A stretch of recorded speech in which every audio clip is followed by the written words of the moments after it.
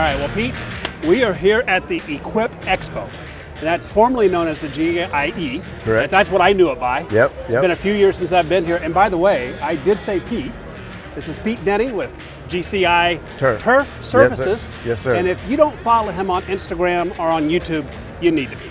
All right, so we're here at the Equip Expo. And Pete, you've had a Force for how long? I've actually had two. You've had two Forces? I had the Force, the model previous to the this. Z18. Yeah. Okay. And then we upgraded to the Z23. Got it. And I've had it for probably a couple of years now. All right. Well, right when you guys come out with it. Yeah, I think this model was the spring of 19. Yeah. I think it's when we I've came out with had that. one since then. Yeah. Yeah. So I know that one of the misconceptions of the Force is that it's only made for sports turf, and I get it. I mean, that's how we started, right? But this is the misconception. The misconception is that this is only a sports turf machine. That's not true. It is not true. That is not true. And can you share with me a little bit just about how you've used it? I know I've seen some pretty innovative things you've done with this machine in the landscaping market. Oh yeah. Give me some examples. Talk to me about A big example is the edging tool. Yeah. And how you edge out the infield lip on a baseball field. Yeah. But you can apply that to a yard by creating the bed edges around your natural And I areas. think you flipped the blade, didn't you? Yeah, I reversed the blade so that it throws to the outside versus the inside. Yeah. It's amazing. Yeah. It took literally 8 or 9 minutes to do a 2-hour job. Wow.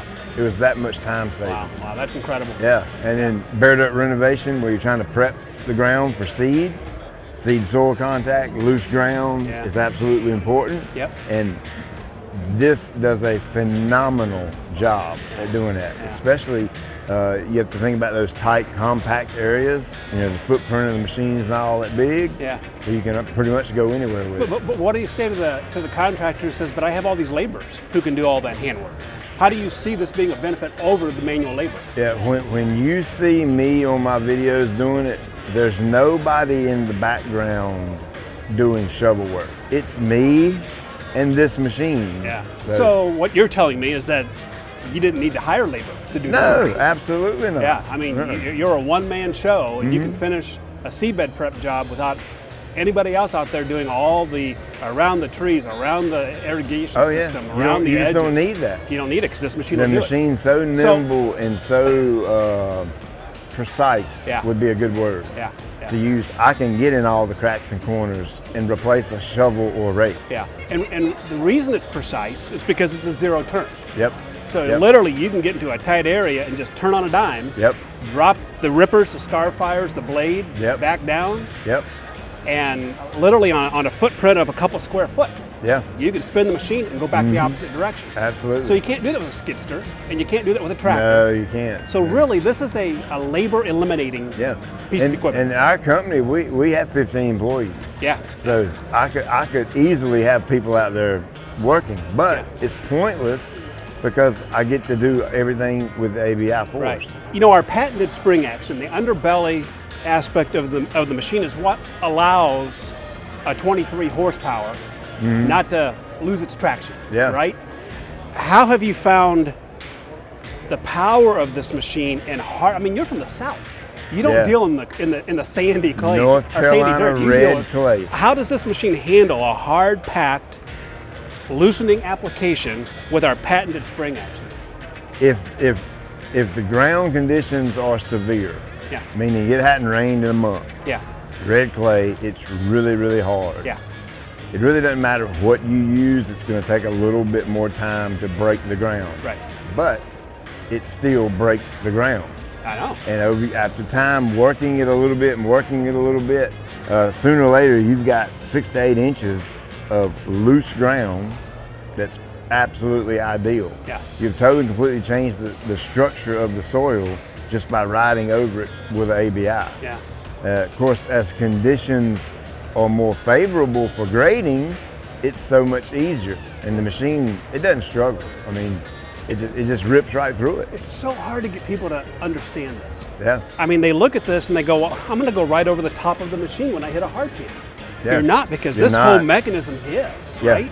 Yeah, the machine stays firm and planted. Yeah. And the underbelly of the machine is what is the give and take. Yeah, exactly. And if you even hit a root, I mean, it kind of, you know, helps out absorb that shock. Yeah. So in the last 3 months, my partner Kevin has gone to work and has made a conditioner for the back end. Now, remember, he's been in the landscape business 50 years, right? Wow. Now, what's the number one issue when you're loosening and gathering soil and trying to grade? It's rocks, it's debris.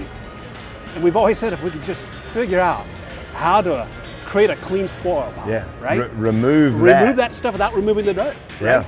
Yeah. So he and I believe that we've created the perfect conditioner, and we're going to walk through this new attachment. All right, so let's talk about the attachment. It all starts with what we call the H-frame. You see this connection to the back of the tool. It kind of looks like a big H. That's actually patented. Okay. All right, that is a swivel attachment.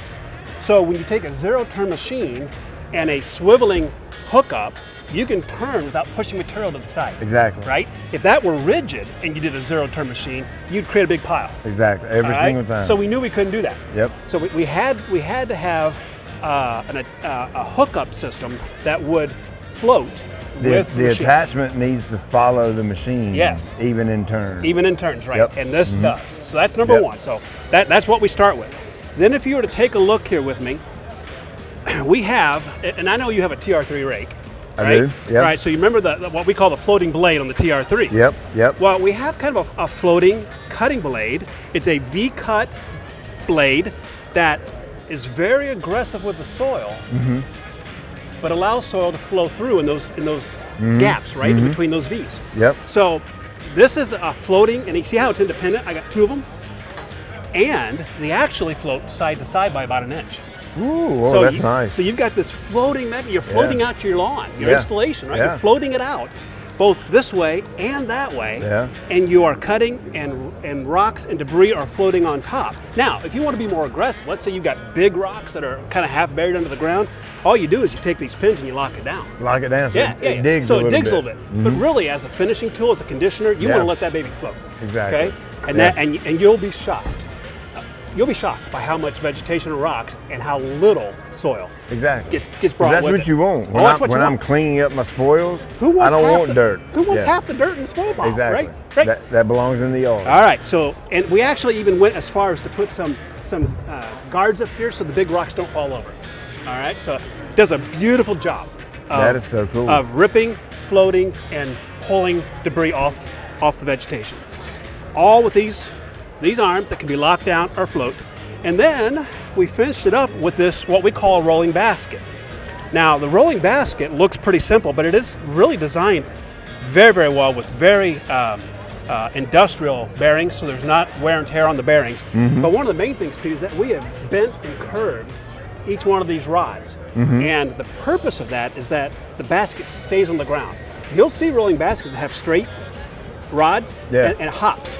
Right? Because every time it turns, it's missing a little bit of the space. With a twisted basket, which is a lot more expensive to build, but we want to do it right, it stays on the ground and it pulverizes. So you get a smooth roll. Oh, you get a very smooth roller. It crushes hard clay.